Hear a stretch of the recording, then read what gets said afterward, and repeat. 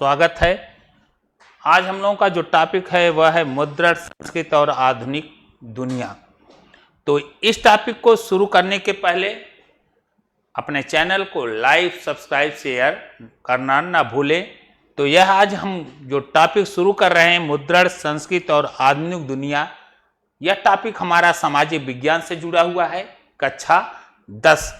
तो आइए शुरू करते हैं आज का टॉपिक।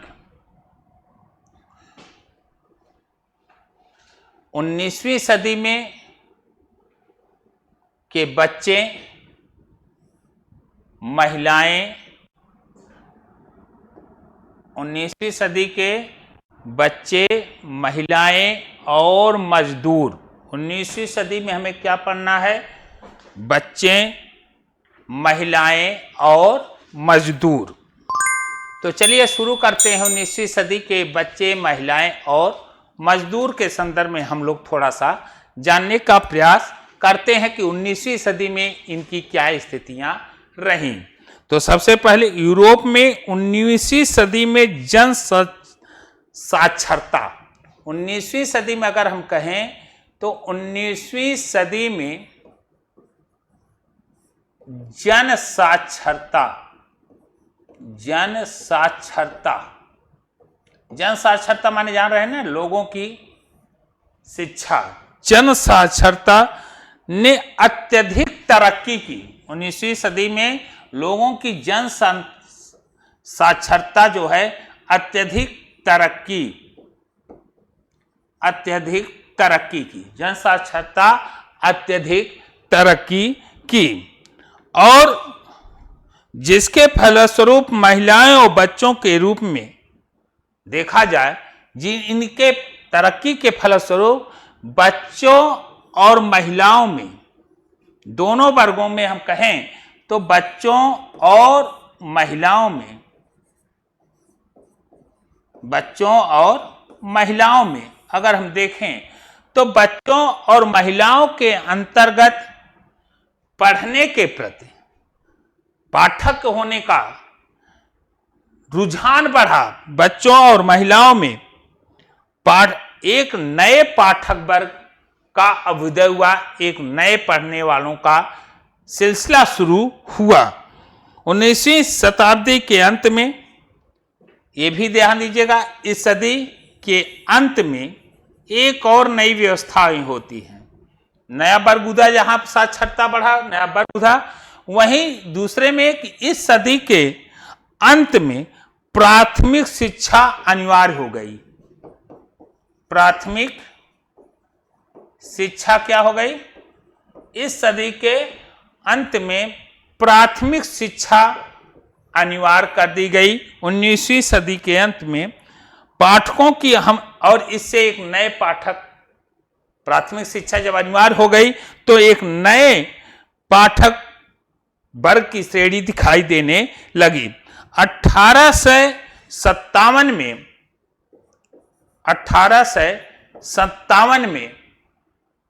फ्रांस में बाल पुस्तकें छपने के लिए मुद्रणालय स्थापित किए गए।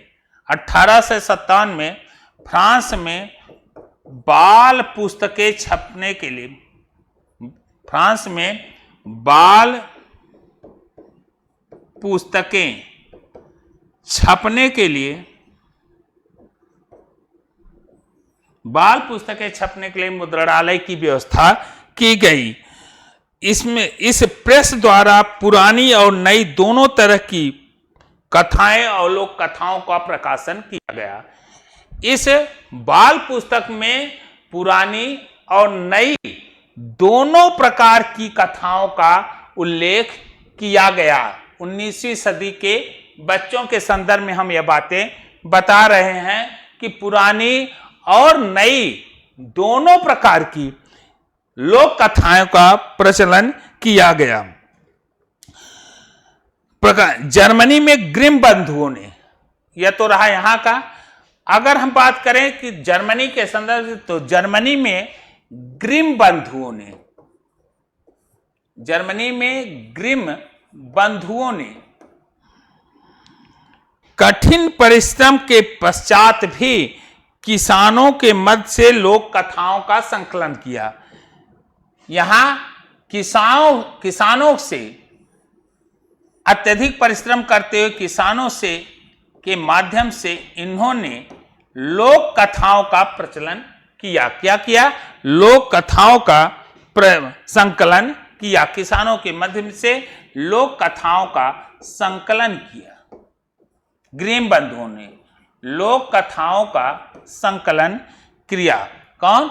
ग्रीम बंधुओं ने लोक कथाओं का संकलन किया। उनके द्वारा एकत्रित सामग्री का संपादन, इनके द्वारा इसका संपादन किया गया। फिर कहानियों को 18 से 12 में लगभग इनके द्वारा अनेक कहानियों को 18 से 12 में छापा गया। रही बात महिला पाठिका और लेखिका की भूमिका में ज्यादा अहम हो गई। महिला पाठक इस समय 19वीं सदी के तक महिला पाठक की भूमिका ज्यादा महत्वपूर्ण हो गई। महिलाओं की पाठक के रूप में, लेखिका के रूप में अगर हम कहें तो इनकी भूमिका ज्यादा महत्वपूर्ण हो गई। पेरिस मैगजीन या एकिपेसिया पत्रिका में विशेष उन्हीं के लिए होती थी। पेरिस मैगजीन, एकिपेसिया जो मैगजीन थी, यह सिर्फ महिलाओं के लिए ही होती थी। 19वीं सदी में जब उपन्यास छपने लगे तो महिलाओं ने उनका अहम पाठक बन गई। महिलाएं उन पत्रिकाओं का अहम पाठक बन गई। कहने का मतलब 19वीं सदी में चाहे बच्चे हों, चाहे मजदूर हों, महिलाएं हों, इनके द्वारा जो नई प्रेस की या छापने की व्यवस्था हुई, इन लोगों के अंदर एक नई जागरण की भावनाएं आई और सारे ये नए पाठक नई नई व्यवस्थाओं के तहत पाठक के रूप में छपे हुए किताबों को पढ़ने लगे। और इस बात में कोई संदेह नहीं कि मुद्रा के विकास के कारण, इस मुद्रण के विकास के कारण यह सत्य है, चाहे वह बच्चा हो, महिला हो, मजदूर हो, उनके इस मुद्रण से विकास के कारण विचारों में बदलाव आया। इनके विचारों में का प्रसार हुआ, विचारों में सहयोग मिला। उल्लेखनीय, लोग प्रत्येक प्रकार का साहित्य पढ़ते थे। इस समय लोगों के अंदर अनेक प्रकार के साहित्य पढ़ने की जिज्ञासाएं थी। एक और यदि रूसो और वोल्टेयर पढ़े रहे थे उस समय, अगर हम कहें तो एक और जहां रूस और वोल्टेयर की पुस्तकें पढ़ी जा रही थी, तो दूसरी ओर चर्च और राज्य का प्रचार भी खूब चल रहा था। एक समय रूस और वोल्टेयर की जहां किताबें पढ़ी जा रही थी, तो दूसरी ओर आप कह सकते हैं कि चर्च और पोप का पूरी तरह से उनका भी प्रभाव था। चर्च या राज्य का भी प्रभाव बढ़ रहा था, उनका भी प्रचार था। वे प्रत्येक पढ़ी या देखी चीजों में प्रत्यक्ष रूप से प्रभावित नहीं हो सकते थे। तो इस छापे खाने से 19वीं सदी के अंतर्गत हम देखेंगे कि विचारों का प्रसार हुआ, लोगों के मनोभावों का बदलाव आया। सभी लोग चीजों को अपने ढंग से व्याख्या करते थे। सभी लोग इन विचारों के आदान प्रदान से सभी लोग सभी चीजों की व्याख्या अपने विचारों के आधार पर करना शुरू कर दिए। कब? 19वीं सदी में करना शुरू किए। इससे पृथक ढंग से चिंतन करने की संभावनाएं पैदा हो गई। इससे क्या हुआ? पृथक ढंग से चिंतन करने की सुविधाएं क्या हो गई? पैदा हो गई। अब बात आती है कि इससे जो सुविधाएं पैदा हुई, उससे अब नई तकनीक का परिष्कार।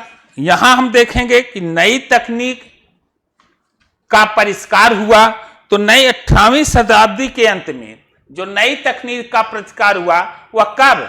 18वीं सदी में नए तकनीक विकसित हो गए।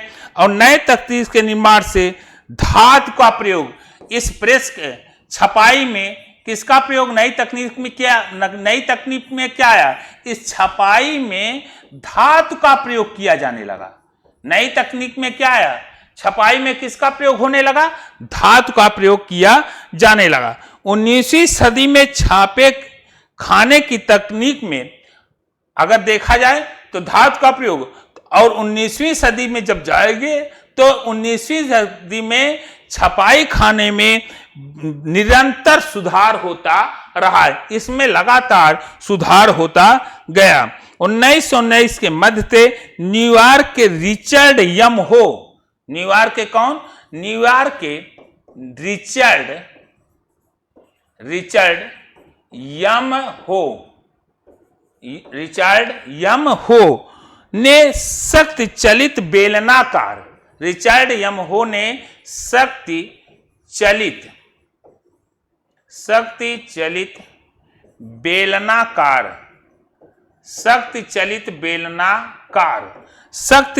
बेलनाकार प्रेस को कारगर बना लिया था। शक्ति चलित बेलनाकार ने प्रेस को काफी कारगर क्या किया? बना लिया था।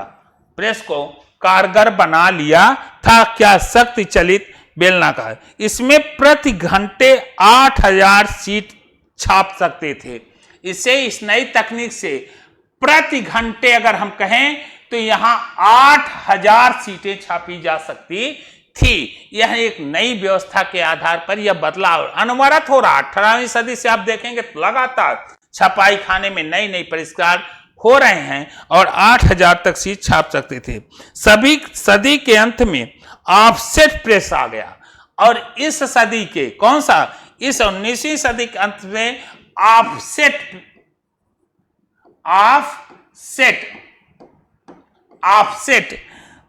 प्रेस आ गया था। ऑफसेट प्रेस भी आ गया। इस सदी के अंत में ऑफसेट प्रेस आ गया, जिससे एक साथ ही इस ऑफसेट प्रेस से एक साथ ही 6 रंग वाली, कितने? 6 रंगों वाली, एक साथ ही 6 रंग की छपाई मुमकिन हो गई थी।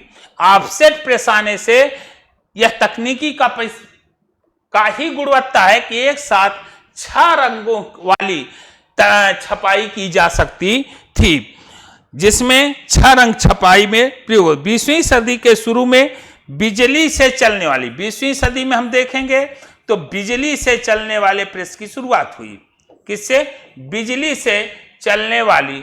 अगर हम 20वीं सदी की बात करें तो 20वीं सदी में बिजली से चलने वाले प्रेस की शुरुआत हो रही है। यह कब? 20वीं, 18वीं, 19वीं और 20वीं सदी में प्रेस की शुरुआत होने लगी। और इस 20वीं सदी के अंत में देखेंगे कागज डालने की विधि में भी सुधार हुआ। इस 20वीं सदी में ही आप देखें कागज डालने में भी सुधार हुआ।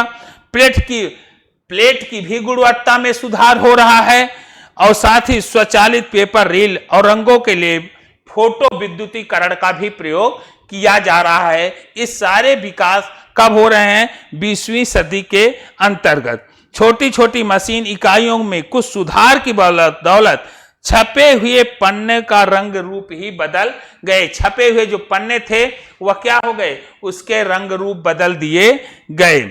मुद्रकों और प्रकाशकों ने अपने उत्पादन बेचने के लिए नए नियम अपनाए, नई व्यवस्थाएं अपनाई और 19वीं सदी की पत्रिकाओं ने उपन्यासों को धारावाहिक छापा, जिससे उपन्यास लिखने की एक नई खास शैली भी विकसित हुई। तो इस नई तकनीक से अनवरत विकास का जो रूप है वह दिखाई देता है। नई तकनीक से हमेशा छपाई प्रेस पर एक नया बदलाव देखा जा रहा है, जिससे अनवरत लोगों में बड़ी आराम से पढ़ने, लिखने या छापने की व्यवस्थाएं सुचारू रूप से मिलनी शुरू हो रही हैं। 18वीं सदी से लेकर जब तक हम 20वीं सदी में जाएंगे तो इसी के विषय में वर्णन किया गया है कि नई तकनीकी में लगातार गुणवत्तापूर्ण सुधार दिखाई दे रहा है। भारत का मुद्रण संसार, मुद्रण युग से पहले पांडुलिपियां। भारत पर हम छपाई की बात करें तो भारत के संदर्भ में छपाई का क्या है? इस छपाई युग से पहले पांडुलिपियां थी। तो अब हम चलते हैं भारत का मुद्रण संसार। भारत की सबसे पहली विशेषता है कि विभिन्न भाषाएं भारत में विभिन्न भाषाओं वाला देश है। भारत कैसा देश है? विभिन्न भाषाओं वाला देश है। भारत विभिन्न भाषाओं वाला, जिसमें अगर कहा जाए तो विभिन्न भाषाओं में मुख्यतः संस्कृत, भारत विभिन्न भाषाओं वाला देश है, जिसमें संस्कृत, अरबी, फारसी विभिन्न क्षेत्रीय भाषाओं में, विभिन्न अगर कह दिया जाए तो विभिन्न क्षेत्रीय भाषाओं में, विभिन्न क्षेत्रीय भाषाओं में हस्तलिखित पांडुलिपियां लिखी जाती थी। हस्तलिखित क्या? पांडुलिपियां एवं पूरा थी। हस्तलिखित पांडुलिपियां थी। पांडुलिपियां ताड़ के पत्तों का हाथ से बने कागजों पर नकल कर बनाई जाती थी। तामपत्रों पर, कागजों के पन्नों पर नकल करके बनाई जाती थी। कभी कभी पन्नों पर उसके चित्र भी बनाए जाते थे। कभी कभी पन्नों पर एक चित्रों का भी अवलोकन किया जाता। 19वीं सदी तक मुद्रण के आने के बाद भी पांडुलिपियां छापी जाती रही। भारत के संदर्भ में कहा कि 19वीं सदी के आने तक भी भारत में पांडुलिपियों की छपाई होती रही और ये पांडुलिपियां संरक्षण लिहाज से नाजुक और महंगी होती थी। इन पांडुलिपियों को संरक्षण करना, इनको सुरक्षित रखना इनके हिसाब से काफी कठिन होता था। एक तो ये अत्यंत सावधानी से पकड़ना पड़ता था, इन पांडुलिपियों को बिल्कुल सावधानी से पकड़ना पड़ता था। तो दूसरे लिपियों को अलग अलग तरीके से लिखे जाने से के चलते उन्हें पढ़ना भी आसान नहीं होता था। ये बड़े सुरक्षित रखने में भी जहां दिक्कतें हुई, वहां पढ़ने में भी इन पांडुलिपियों की दिक्कतें होती थी। हालांकि पूर्व औपनिवेशिक बंगाल में ग्रामीण क्षेत्रों में प्राथमिक पाठशालाओं का जाल था, लेकिन विद्यार्थी आमतौर पर किताब नहीं पढ़ते थे। वहां भी देखा जाए तो विद्यार्थी लोग आमतौर से किताब नहीं पढ़ते थे। गुरु याददाश्त से किताबें सुनाते थे। गुरु का यह रोल था जो उन्हें याद रहता था, अपनी याददाश्त से उन्हें एक नई शिक्षा देते थे, उन्हें किताबें सुनाते थे, विद्यार्थी उन्हें लिख लेते थे और इस तरह से कई सारे लोग बिना कोई किताब पढ़े साक्षर हो जाते थे। यह व्यवस्था थी कि जब छपाई का प्रयोग नहीं हो रहा था तो भारत में इसके पहले छपाई का प्रयोग पहले पांडुलिपियों का प्रयोग किया जाता था। जहां भी काल थे व्यवस्थाएं, वहां गुरु के द्वारा जो शिक्षाएं दी जाती थी वह उनके विवेक आधारित होती थी और बिना किताब पढ़े हुए ही लोग शिक्षित हो जाया करते थे। तो यह था कहां? भारत का मुद्रण युग से पहले की पांडुलिपियां। अब छपाई भारत में आई, थोड़ा सा हम यहां भी चर्चा कर देते हैं, बाकी चीजें आपको किताब में ही हैं। छपाई भारत में आई तो भारत में सर्वप्रथम जो छपाई आई वह पुर्तगाली धर्म प्रचारक, जो छपाई आई वह कहां? पुर्तगाली धर्म प्रचारक। पुर्तगाली धर्म प्रचारक 16वीं सदी के अंत में, 16वीं शताब्दी में पुर्तगाली धर्म प्रचारक प्रिंटिंग प्रेस लेकर गोवा आए। पुर्तगाली धर्म प्रचारक 16वीं शताब्दी में प्रिंटिंग प्रेस लेकर के कहां आए? प्रिंटिंग प्रेस को लेकर के गोवा में आए। सबसे पहले प्रिंटिंग प्रेस जो लगा वो कहां लगा? गोवा में लगा। जेसुइट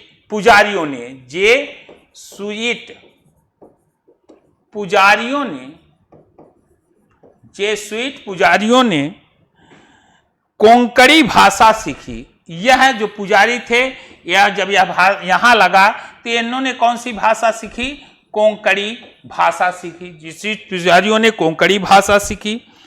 लगभग 50 किताबें लिख चुके थे। इनके पर कितनी किताबें लिखी जा चुकी? 50। 1600 कोंकणी और कन्नड़ भाषाओं की लगभग अगर हम कहें तो 50 किताबें छप चुकी थी। 1973 में पहली मलयालम की किताब छापने वाले थे। डच प्रचारक ने डच वाले जो थे वह 32 तमिल किताबें छापी, जिनमें से कई पुरानी किताबों का अनुवाद था। ऐसे डचों के द्वारा भी किताब छापे गए। तो हम यहाँ याद रखेंगे 16वीं सदी पिट्रिक प्रेस कहाँ आया? गोवा। जेइस पुजारियों ने कोंकणी भाषा सीखी, अनेक पुस्तकें छापी। 1674 की घटना का हम देखें तो 1674 में कोंकणी और कन्नड़ भाषाओं में, कोंकणी और कौन सी? कोंकणी और कन्नड़ भाषाओं में लगभग 50 किताबें छप चुकी थी। लगभग कितनी? 50 किताबें छप चुकी थी कोंकणी और इस भाषा कन्नड़ भाषा में छप चुकी थी। कैथोलिक पुजारियों ने 1579 में कोचीन में पहली तमिल किताब छापी। कोचीन में पहली तमिल किताब छापी। पहली तमिल किताब इनके द्वारा छापी गई और 32 तमिल किताबें छपी, जिनमें पुरानी किताबों का भी जिक्र है, पुरानी किताबों का अनुवाद किया गया। अंग्रेजी भाषा में प्रेस भारत में काफी देर तक विकास नहीं कर पाया। अंग्रेजी भाषी प्रेस भारत में काफी कहा है तो विकास नहीं कर पाया। जेम्स ऑगस्टस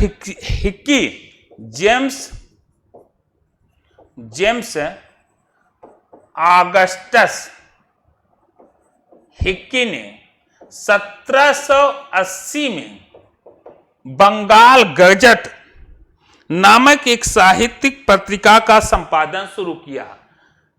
इनके द्वारा जेम्स ऑगस्टस के द्वारा 1780 में बंगाल गजट नामक साप्ताहिक पत्रिका का संपादन शुरू किया, जिसमें खुद यूं परिभाषित किया, हर किसी के लिए यह कहा जाए तो हर किसी के लिए खुली एक व्यावसायिक पत्रिका जो किसी के प्रभाव में नहीं है। यह एक ऐसी व्यावसायिक पत्रिका जो किसी के प्रभाव या नियंत्रण में नहीं है।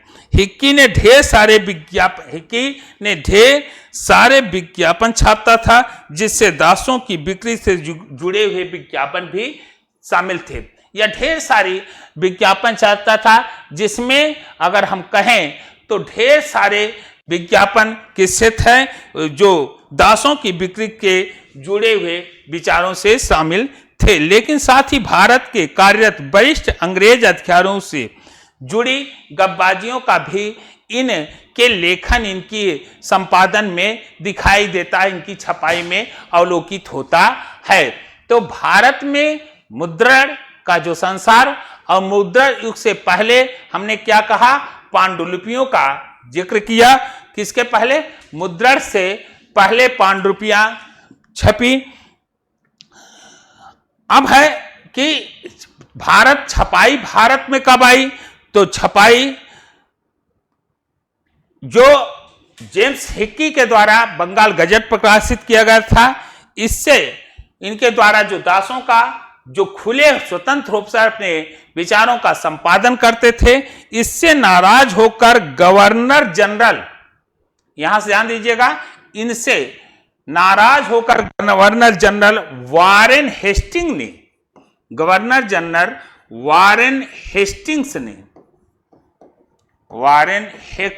हेस्टिंग्स ने हिक्की पर मुकदमा कर दिया। इनके उस पत्र पर क्या किया? वारेन हेस्टिंग्स ने हिक्की के पर मुकदमा कर दिया और सरकारी आश्रय प्राप्त अखबारों के प्रकाशन को प्रोत्साहित करना शुरू कर दिया। वारेन हेस्टिंग्स ने सरकारी से माध्यम से इन पत्रकारों को हतोत्साहित करना शुरू कर दिया था, सरकार के द्वारा प्रतिबंधित कर दिए जा रहे थे। और 18वीं सदी तक आते आते सारी पत्र पत्रिकाएं छपने लगी। 18वीं सदी तक देखेंगे तो सारी पत्र पत्रिकाएं छपने लगी थी। कुछ हिंदुस्तान भी अपनी अखबार छापने लगे थे। ऐसे प्रयासों में पहला था राजा राम मोहन राय के करीबी रहे, अगर कहा जाए तो बहुत सारी पत्र पत्रिकाएं छपने लगी। राजा राम मोहन राय के एक करीबी थे, जिनका नाम था गंगाधर भट्टाचार्य द्वारा प्रकाशित गंगाधर भट्टाचार्य, गंगाधर भट्टाचार्य द्वारा प्रकाशित, गंगाधर भट्टाचार्य द्वारा प्रकाशित बंगाल गजट। कौन सा है? बंगाल गजट। तो मुद्रण से पहले भारत में क्या चलती थी? पांडुलिपियां। छपाई भारत में कब आई? पुर्तगालियों का गोवा से। इसके बाद अनवरत छपाई का प्रयोग होता चला गया, लेकिन वारेन हेस्टिंग के साथ इन छपाई से, मुद्रण से सरकार की नीतियों का जब विरोध होने लगा तो सरकार के द्वारा यहां प्रतिबंध लगा दिए गए। जेम्स आर्कर से हिकी पर लगाया गया और यहां भी कहा कि राजा राम मोहन राय के करीबी गंगाधर भट्टाचार्य द्वारा प्रकाशित बंगाल गजट भी प्रकाशित किया गया। तो यह रहा 19वीं सदी में बच्चे, महिलाएं और मजदूर पर थोड़ा सा हमने चर्चा कर दिया। नई तकनीक के द्वारा क्या नई व्यवस्था आई, भारत का मुद्रण संसार और मुद्रण युग से पहल की पांडुलिपियां छपाई भारत में आई। यहां देखेंगे छपाई कैसे, इंग्लैंड में एक रेलवे स्टेशन पर यहां छपाई क्या किया गया? विज्ञापन अल्फ्रेड कॉनकेनन द्वारा बनाया गया। यहां जो छपाई किया गया, यहां देखिए जो भी छपाइयां यहां दिखाई दे रही, छपाई की गई, यह किसके द्वारा बनाया गया? अल्फ्रेड कॉनकेनन द्वारा बनाया गया। लिथोग्राफ 1874 में। छपी हुई सूचनाएं, इश्तेहार सड़कों की दीवारों, यह छपी हुई जो है सूचनाएं हैं, यह छापे गए हैं दीवारों पर और प्लेटफार्म और सार्वजनिक इमारतों पर लगाए जाते थे। कहने वाला छपाई का प्रयोग किताबों तक न सिर्फ रहकर विज्ञापनों के माध्यम से सड़कों, सार्वजनिक इमारतों, प्लेटफार्मों आदि पर लगाए जाते रहे। तो चलें अगले प्रश्न पर हम लोग ध्यान दें। अगला है धार्मिक सुधार और सार्वजनिक बहसें प्रकाशन के नए रूप। धार्मिक सुधार और सार्वजनिक बहसें प्रकाशन के नए रूप। 19वीं सदी के आरंभ से ही, अगर हम कहें बात, तो 19वीं सदी के आरंभ से ही धार्मिक विषयों पर, 19वीं सदी के आरंभ से ही, इसके आरंभ से ही, 19वीं सदी के आरंभ से, शुरुआत से ही धार्मिक विषयों पर विचार विमर्श, धार्मिक विषयों पर, धार्मिक विषयों पर विचार विमर्श, धार्मिक विषयों पर विचार विमर्श होते रहे। धार्मिक विषयों पर विचार में होता आ रहा था। 19वीं शताब्दी से ही अगर हम कहें तो धार्मिक विषयों पर विचार विमर्श होता आ रहा था। औपनिवेशिक समाज के अंतर्गत, औपनिवेशिक शासन जान रहे हैं, औपनिवेशिक समाज के अंतर्गत विभिन्न तत्कालिक आंतरिक परिवर्तनों से जूझते हुए धर्म की अलग अलग व्याख्या प्रस्तुत कर रहे थे। औपनिवेशिक समाज के अंतर धर्म की इनके द्वारा अलग अलग व्याख्याएं प्रस्तुत कर रहे हैं। इनमें से तो कुछ वर्तमान रीति रिवाजों की आलोचना करते थे, कुछ ऐसे थे जो वर्तमान रीति रिवाजों की आलोचना करते थे और वर्तमान रीति रिवाजों की आलोचना करते हुए उन्हें सुधार करना चाहते थे। जबकि कुछ समाज सुधारकों के द्वारा, कुछ ऐसे भी समाज सुधारक थे जो इन तर्कों के विरुद्ध खड़े थे। ये समस्त विवाद मुद्रण में, सार्वजनिक रूप में, जन सामान्य में हुए। ये सारे वाद विवाद कहाँ हुए? मुद्रण, छपाई में और जन सामान्य में हुए। मुद्रित पुस्तकों और अखबारों ने न केवल एक नए विचारों का प्रचार किया, मुद्रित की व्यवस्थाएं एक नए, न केवल क्या क्या एक नए विचार दिए, बल्कि विचार विमर्श की शक्ल भी निर्धारित किया। यह मुद्रित व्यवस्थाएं केवल विचार को ही नहीं लाया, बल्कि विचारों का एक नया शक्ल भी निर्धारित कर दिया। लोगों ने बड़ी संख्या में इन बहसों में भाग लिया। लोग अब इन वाद विवादों में, धार्मिक सार्वजनिक बहसों में, वाद विवाद में भाग लेने लगे। लोगों की बड़े भाग लिया तथा अपने विचार प्रकट किए। लोगों के द्वारा अपने अपने विचार प्रकट किए जाएं। इस तरह मत मानतांतर में नए विचार उत्पन्न हुए। जब वाद विवाद हुआ तो लोगों में बच्चों एक नए विचार का भी उद्भव है। इस कालखंड में समाज और धर्म सुधारकों तथा हिंदू रूढ़वादियों के बीच विधवादा, एकेश्वरवाद, ब्राह्मण पुनर्जन्म और मूत पूजा जैसे मुद्दों पर तेजी से बहस होने लगा। यह कब? 19वीं सदी में यह तेजी से इस पर बहस होने लगा। और साथ ही साथ बंगाल में जैसे जैसे बहस चली, लगातार पुस्तकें, अखबारों के जरिए यह बातें समाज में फैलने लगी। राजा राम मोहन राय ने 1821 में, राजा राम मोहन राय 1821 में संवाद कौमुदी, 1821 में संवाद कौमुदी, राजा राम मोहन राय ने 1821 के अंतर्गत समुदाय कौमुदी प्रकाशित किया और रूढ़वादियों ने उनके विचारों से टक्कर लेने के लिए समाचार चंद्रिका का सहारा लिया। संवाद कौमुदी में राजा राम मोहन 1821 में क्या किया? संवाद कौमुदी प्रकाशित किया और रूढ़वादियों ने इस संवाद कौमुदी के विचारों से टक्कर लेने के लिए चंद्रिका का सहारा लिया।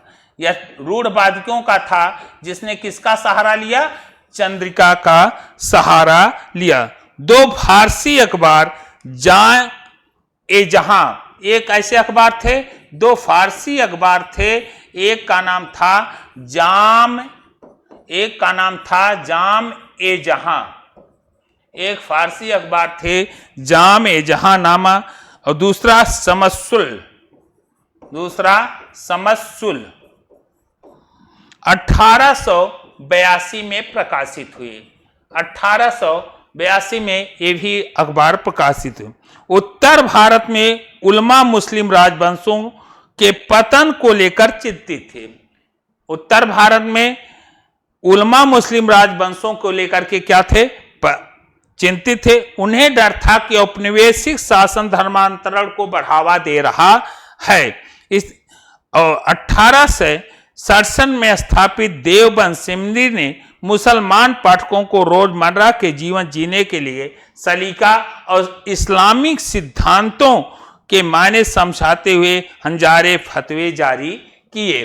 तो कहने का मतलब 19वीं सदी के अंतर्गत धार्मिक सुधार और धार्मिक सुधारों पर छपने की वजह से लोगों के बीच में बहस का कारण बना और इन बहस कारण में सभी विचार के लोग, सभी लोग एक दूसरे के विचारों से अभिमत हुए, एक दूसरों के विचारों को उनके बीच पहुंचा और अपने अपने विचार अपने अपने ढंग से सारे लोग अपने विचार देने में सक्षम हुए। और यह तब था कब यह धार्मिक सुधार और सार्वजनिक बहसें हुई, प्रकाशन के नए नए रूप आए और प्रकाशन के इस नए रूपों में हम देखेंगे कि अनेक प्रकाशित नई नई किताबें छापी गई और हिंदुओं के बीच भी छपाई, खासतौर पर स्थानीय भाषाओं में धार्मिक पढ़ाई पर भी काफी बल दिया गया, काफी यहाँ पर बल दिया जा रहा था। इस कब धार्मिक सुधार और सार्वजनिक बहस के प्रकाशन के नए स्वरूपों में यह व्यवस्थाएं दिखाई दे रही हैं। अगले बिंदु पर हम आज चर्चा करते हैं प्रकाशन के नए रूप। अब हम चर्चा किस पर करेंगे? प्रकाशन के नए रूपों पर हम चर्चा कर रहे हैं। प्रकाशन के नए रूप क्या थे? यह देखिएगा, यहां लिखा जा रहा, लोगों में छापे खाने की बात, लेखन के प्रति भी इच्छा उत्पन्न हुई। लोगों में एक नई चीज आई, छापे खाने, लोगों के छापे खाने की बात, लेखन के प्रति भी लोगों की में इच्छा जागृत हुई। लेखन के प्रति लोग के अंदर जिज्ञासाएं उत्पन्न हुई। नए लोग जैसे जैसे पढ़ने की ओर अग्रसर हुए, नए लोग जैसे जैसे पढ़ने के लिए अग्रसर हुए, छपे हुए पृष्ठों पर अपने जीवन, अपने अनुभव, अपने भोगे हुए रिश्तों को देखने की इच्छा बलवती होती गई। जैसे लोग पढ़े हुए बढ़े, वैसे अपनी अपनी संवेदनाओं को, अपने अपनी भावनाओं को देखने की इच्छा उनके अंदर भी बलवती होती चली गई। यूरोप में विकसित साहित्य, विधवा उपन्यास इन आवश्यकताओं को पूरा करने में सक्षम थी। शीघ्र ही उसने इसमें अपनी एक विशेष भारतीय सूरत शैली प्राप्त की। अन्य तरह की साहित्यिक विधाएं जैसे गीत, कहानियां, प्रकाशन के नए रूप क्या थे, यहां देखेंगे गीत, कहानियां, नया रूप मिल रहा है। गीतों के माध्यम से कहानियां, सामाजिक राजनीतिक मसालों पर लेख, ये सब पाठकों की दुनिया के हिस्सा बन गए थे। गीत, कहानियां और राजनीतिक मसालों पर ये सब सारे लेख पाठकों की दुनिया के क्या बन गए थे, एक महत्वपूर्ण हिस्से के रूप में बन गए थे। अब छप्पे खाने की बढ़ती तादाद के साथ छवियों की कई नकलें और प्रतियां भी आसानी से छापी जाने लगी। तो प्रकाशन का जो स्वरूप था वह बदला और विभिन्न क्षेत्रों में नए नए प्रकाशन प्रकाशित होने लगे और इन प्रकाशन से लोगों के अंदर अपने भावनाओं, अपने विचारों को भी छापने में, समाज में सहयोग, समाज में के प्रति अपने विचार भी छापने के लिए अग्रसर हुए। अब अगला है महिलाएं और मुद्रण। मुद्रण के विकास के साथ, छपाई के साथ महिलाएं और मुद्रण के साथ महिलाओं के जीवन, उनकी भावनाओं को अत्यंत स्पष्टता और गहनता से लेखन के माध्यम से प्रकट किया जाता था। किसकी, महिलाओं का के विषय में, इनके संदर्भ में जो घटनाएं घटित, जो व्यवस्थाएं थी, उस पर गहनता से अध्ययन किया जाना लगा। परिणाम स्वरूप मध्यम वर्गीय परिवार की महिलाओं ने पढ़ने के प्रति अपना रुझान प्रकट किया। इसके आने से मध्यम वर्ग की महिलाओं का यह विचार आया, उनके अंदर जो पढ़ने की भावनाएं झलकने लगी। 19वीं सदी में जब बड़े छोटे शहरों में स्कूल बने तो उन्हें स्कूल भेजना भी शुरू किया गया। छपाई से क्या हुआ, महिलाओं को भी पढ़ने का सुअवसर प्राप्त हुआ। कई पत्रिकाओं ने लेखिकाओं की जगह दी। कई ऐसी पत्रिकाएं भी प्रकाशित हैं जिसमें महिला लेखिकाओं को जगह दी, उन्हें नारी शिक्षा की जरूरतों को बारे में रेखांकित भी किया। यह महिलाओं को रेखांकित किया गया, उनके पाठ्यक्रम भी छपता था और जरूरत के मुताबिक पाठ्य सामग्रियां भी प्राप्त होती थी, जिसका इस्तेमाल घर बैठे स्कूली शिक्षा में किया जा सकता था। तो यहाँ पर हम देखेंगे कि छपाई के साथ महिलाओं में भी आमूल चूल परिवर्तन दिखाई दे रहे, लेकिन सारे परिवार उदार दिन नहीं होते थे। कुछ ऐसे भी परंपरावादी हिंदू थे जो पढ़ी लिखी कन्याएं विधवा हो जाती थी। परंपराओं का थाप जमावड़ा भारतीय समाज में, जो पढ़ी लिखी महिलाएं विधवा हो जाती थी। इसी तरह दरकियानुसी मुसलमानों को लगता था कि उर्दू के रूमानी अफसाने पढ़कर औरतें बिगड़ जाएगी। इसी तरह से इन्हें भी उर्दू के मुसलमानी मानों को यह लगता था उर्दू की रूमानी अफसाने पढ़ करके महिलाएं क्या होती हैं, बिगड़ जाएंगी। कभी कभार बागी औरतों ने इन प्रतिबंधों को भी अस्वीकार किया। हमें उत्तर भारत की दकियानुसी मुसलमान परिवार की एक ऐसी लड़की की कहानी का भी पता चलता है। तो महिला और मुद्रण की इस व्यवस्थाओं के साथ हम देखेंगे 19वीं सदी में आते आते महिलाओं के साथ आमूलचूल परिवर्तन होता है। मध्यम वर्गीय महिलाएं स्कूल जाने के लिए कन्वर्ट होती हैं। साथ ही साथ कुछ परंपरावादी लोग थे जहां इस पर नहीं चाहते थे, फिर भी इनका भी लेख लिखने, ये भी संपादकीय कार्यों में तल्लीन होने लगी। कहने का मतलब इस छपाई से महिलाओं के जीवन में एक नए परिवर्तन का और एक नई परिवर्तन देखने को मिलता है इस छपाई के इस व्यवस्थाओं के अंतर्गत। हालांकि कट्टरवादी परंपराओं के द्वारा इनके विकास में बाधाएं डाली जा रही थी, यह समय के साथ गति में दिखाई देती हैं, फिर भी लोगों का रुझान पढ़ने की तरफ बढ़ने लगा। अब चलते हैं हम, यहां देखेंगे एक चित्र का अवलोकन किया गया है। इस चित्र में है कि इंडियन सारीवारी का आवरण पृष्ठ है। इंडियन सारीवारी 19वीं सदी के अंत में प्रकाशित 19वीं सदी के अंत में प्रकाशित होने वाले व्यंग और विद्रूप कैरिकेचर विधा की कई पत्रों में से एक था। गौर करें, साम्राज्यवादी अंग्रेज की छवि ठीक बीचों बीच है। साम्राज्यवादी अंग्रेजों की छवि क्या है?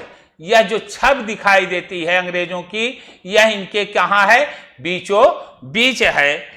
सत्ता और प्रभुता की प्रतिमूर्त बना वह देसी लोगों को, सत्ता और प्रभुता की प्रतिमूर्त हैं, तो ये देसी लोगों को वे क्या करें क्या नहीं करें इसकी हिदायत दे रहे हैं। ये देसी राजाओं को यह समझा रहे हैं कि ये क्या करें और क्या नहीं करें, इसकी हिदायत दे रहे हैं। उसके दोनों ओर बैठे देसी दन गुलामों की नत मुद्रा में हैं, झुकी हुई मुद्राओं में हैं, बैठे हैं। भारतीयों का व्यंग चित्रों का के अंग्रेजी पत्र द पंच दिखाया जा रहा है। ऐसा लगता है जैसे ब्रिटिश मालिक कह रहा हो कि यही सही मॉडल है, जाओ जाकर इसके भारतीय संस्करण निकालो। यही मॉडल बेस्ट है, इसी मॉडल को आप जाकर के क्या करिए, निकालिए। यह सबसे बेस्ट मॉडल, यही मॉडल को मान रहे हैं। इसके निकालने की बात धार्मिक सुधार और सार्वजनिक बहस, प्रकाशन के नए रूप, प्रकाशन में अनेक पत्रिकाएं प्रकाशित हुई। महिलाओं का भी छपाई आने से इनके छपने में भूमिकाओं का जहां जिक्र किया गया, वहीं इनका रुझान पढ़ने की तरफ भी बढ़ा, तो इनका रुझान की भी यहाँ थोड़ी बहुत चर्चा की गई है। अगले बिंदु पर आप लोग चलें। अगला मूल बिंदु क्या है? प्रिंट और गरीब जनता। प्रिंट और गरीब जनता, यहां देखिएगा यह प्रिंट है, छपाई की गई है, और गरीब जनता यहां चित्र नंबर 5 और यह चित्र नंबर 6 के संदर्भ में वर्णित है। चित्र नंबर 5 और चित्र नंबर 6 दोनों के संदर्भ में हम यहां चर्चा करते हैं। चित्र प्रिंट में एक भारतीय दंपत्ति, यह भारतीय दंपत्ति के विषय में है। सफेद स्याह काष्ठ चित्र है, सफेद है जिसमें स्याही काष्ठ चित्र है, सफेदी में है। इसमें कलाकार का यह डर उजागर होता है कि यह पश्चिमी हमले से पारिवारिक व्यवस्था उलट पुलट गई। कलाकार को यह लगता है कि इस पश्चिमी हमले से पारिवारिक व्यवस्था क्या हो गई? टूट गई। मर्द बीड़ा बजा रहा है, यहां देखें यह मर्द है, यह क्या हो रहा है? यह बीड़ा बजा रहा है, और हर औरत हुक्का पी रही है। यहां जो फिगर दिखाया गया है, औरत को हुक्का पीते दिखाया जा रहा है। 19वीं सदी में महिलाओं की शिक्षा की पहल के बाद पारंपरिक परिवार, जो पारंपरिक थे, भूमिकाओं की छिन्न भिन्न हो जाने की आशंका। जब महिलाओं को 19वीं सदी में शिक्षा देने की पहल शुरू हुई, तो परंपरा रूढ़वादी लोग परिवार जो थे, उन्हें यह लगने लगा कि उनकी भूमिकाएं क्या हो जाएंगी, उनकी जो स्थितियां हैं वो अपने आप में क्या हो जाएंगी, छिन्न भिन्न।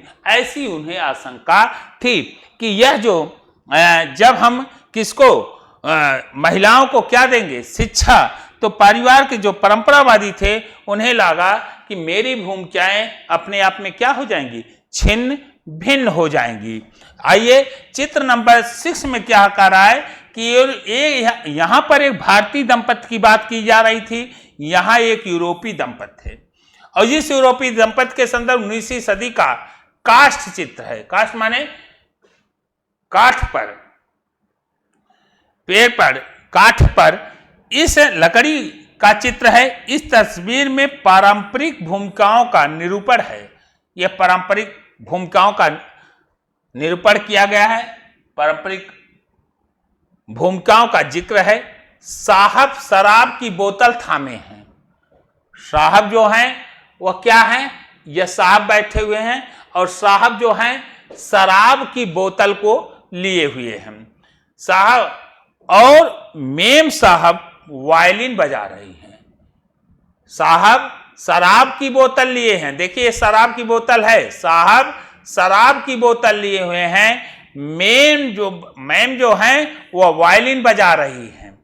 साहब और वायलिन बजा रही है। यह जो वर्णन किया है यह कहां, यूरोपीय दंपतियों के संदर्भ में वर्णन किया गया है। तो चलें थोड़ा सा आगे। तो इसी के साथ बच्चों आज के क्लास को हम यहीं पर विराम देते हैं। पुनः अगले क्लास में पुनः मुलाकात होगी। तो ये सारांश के रूप में जो आपको समझाने का प्रयास किया गया कि मूल बातें क्या थी, इन विषय बिंदुओं पर के आने के पीछे क्या क्या बदलाव हो रहे हैं, तो इसे आप समझने का पूरी तरह से प्रयास किए होंगे और समझे भी होंगे। तो पुनः हम अगले टॉपिक पर मिलते हैं। जय हिंद, जय भारत।